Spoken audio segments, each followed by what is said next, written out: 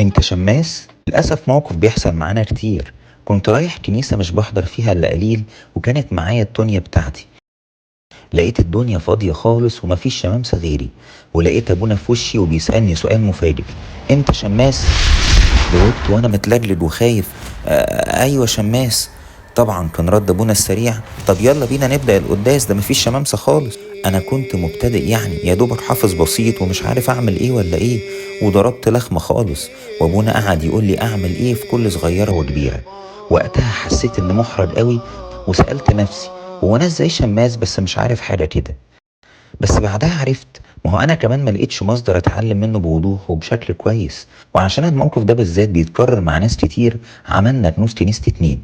دي ببساطة لعبة محاكاة بنشوف فيها أواني المسبح كأنها حقيقية، وتخلي الشماس يعرف كل المطلوب منه وينفذه كمهمات. لو حابب تعرف أكتر عن اللعبة دي وبقية المجموعة، مش هيكون سهل خالص تلاقينا وسط زحمة الفيديوهات بدون ما تتابع الصفحة. تابعنا وهيوصلك كل جديد، وما تنساش تطلب العينة مجانا عشان تجرب بنفسك.